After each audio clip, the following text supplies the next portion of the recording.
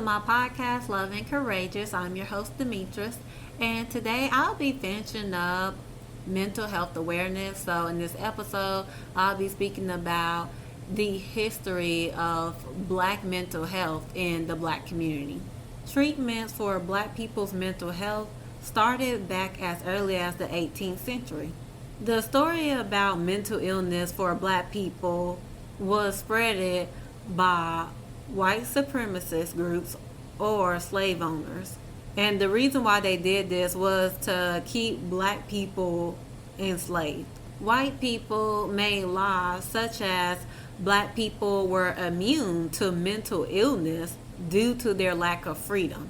So physicians started to argue their claim and say that enslaved black people could not experience mental illness. Physicians also began to create diagnoses to treat enslaved black people's behavior that would be expected. Now, here are some abnormal behaviors that white people would say that need to be diagnosed. So, fleeing plantations and experiencing dual attitude. And instead of actually providing mental health treatment, black enslaved people were placed in jails or outdoor quarters and was still being forced to do labor. Also, hospitals became another method to keep enslaved black people institutionalized. And it even got worse by the 20th century. White people continued to add more harmful ideas towards black people when it comes to mental illness. One of the most damaging ones were the eugenics movement. And in this movement is where the eugenicists promoted the idea of white supremacy by using sterilization to limit birth of certain populations. And this movement affected black people the most. So black people experiencing mental illnesses were the main ones identified that medical professionals would seek to eliminate. And black women were the most ones that was also affected by this movement. Another practice is the psychosurgical movement. Now, this type of movement encouraged the use of lobotomies. And this is a brain surgery that involved severing the connection between the frontal lobe and other parts of the brain. Lobotomies were meant to cure what was seen as brain dysfunction, corresponding to urban violence during the 1960s and 70s. The wrongful link between civil unrest and mental illness led to the victimization of many black people. And also during this century, black people were also abused in research studies such as the Tuskegee syphilis study and also the incarceration of black people with mental illness. And due to all these events, this is why there is such a huge medical mistrust in the black community. Still to this day, black people face challenges when it comes to getting treatment for their mental health. According to Mental Health America in 2020, black people with moderate to severe mental illness were more likely than any other racial group to list racism as a top 3 contributor to their symptoms. Also in 2020, suicide was the third leading cause of death for black people between the ages of 10 and 24, equating to 979 deaths. Approximately 9.1 million black adults experienced any mental illness in 2020, but only 900,000 adults receive mental health services, according to the National Survey on Drug Use and Health. Back in 2017, black people had the highest rate of non-methadone synthetic opioid related deaths compared to other racial groups. Black people are also often overdiagnosed with psychotic disorders and underdiagnosed with mood disorders, despite having evidence of depressive symptoms. There are things that are being done to increase mental health education in the black community. So there's a nonprofit that's called Black Brain Campaign in Pennsylvania, and it's dedicated to decreasing stigma around mental health treatment in the Black community. They accomplish this aim by hosting a wide variety of community educational events, offering free therapy, and providing training for Black clinicians who are seeking licensure. Another thing that is being done is trying to have more Black mental health providers. So, according to the American Psychological Association, only 16% of the U.S. psychology workforce are people that are non white, and only 4% of that are Black people.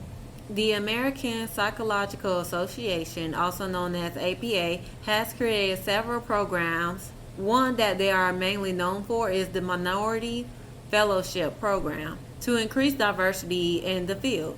The program provides monetary and training support to racial and ethnic minority students seeking graduate degrees in psychology or social work.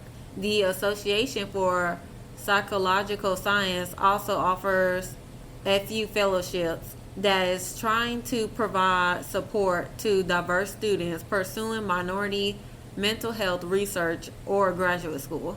Now, that is all for the topic for today, and I'm going to get into the Black History fact. So, the Black History fact for today will be about Frederick McKinley Jones. He is known for inventing the first automatic refrigeration system for trucks. Frederick McKinley Jones was born on May 17, 1893, in Cincinnati of Ohio. His mother passed away when he was 9 and he was forced to drop out of school.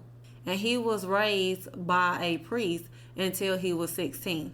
Since leaving the rectory, Frederick McKinley Jones began working as a mechanic helper at the R.C. Cruther's garage in Cincinnati. Frederick McKinley Jones would spend most of his time observing the mechanics as they worked on the cars. Frederick developed an incredible base of knowledge about automobiles and their inner workings. Within 3 years, his skills for cars had earned him a promotion to shop foreman. By the age of 19, he had built and driven several cars in racing exhibitions, and he soon became one of the most well-known racers in the Great Lakes region. During World War I, Frederick McKinley Jones was a surgeon in the U.S. Army, and he served in France as an electrician.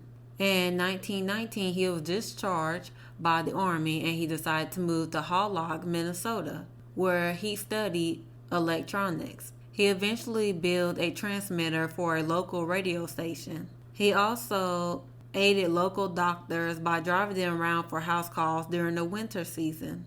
Over the next few years, he would invent more innovative machines. One of the doctors he worked for complained that he had to wait for patients to come to his office for x-ray exams. So Frederick McKinley Jones created a portable x-ray machine that could be taken to the patient. Sadly, a lot of his inventions, Frederick McKinley Jones never thought to apply for a patent, while other men made fortunes off of their version of the same machine that he invented. He also started on new projects by inventing a radio transmitter, personal radio sets, and motion picture devices. In 1939, Frederick McKinley Jones invented and received a patent for the automatic ticket dispensing machine that was used at movie theaters. He later sold the patent rights to RCA. Eventually, Frederick McKinley Jones will form a partnership called the U.S. Thermal Control Company, and he was the vice president. He was given the task of developing a device that would allow large trucks to transport perishable products without spoiling. And he modified the original design so it could be outfitted for ships, trains, and boats. Due to the invention that was also known as the Thermo King, it transformed the shipping and grocery businesses.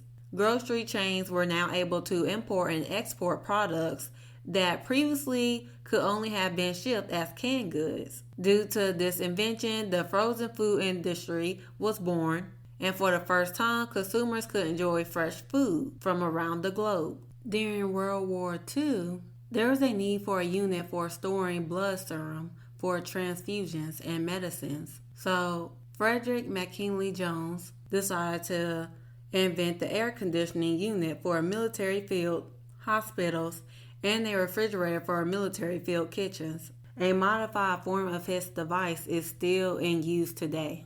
In 1944, Frederick McKinley Jones became the first black person to be elected into the American Society of Refrigeration Engineers. During the 1950s, he was a consultant to the U.S. Department of Defense and the U.S. Bureau of Standards. When he died on February the 21st in 1961, he had more than 60 patents. In honor of his achievements as an inventor, he was awarded the National Medal of Technology.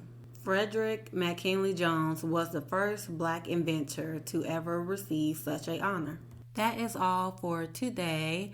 And for my next episode, I will be speaking on Project 2025. So for the next couple of weeks, I will be speaking a lot about politics. But thank you everyone for listening to my podcast, and I hope you all have a lovely day.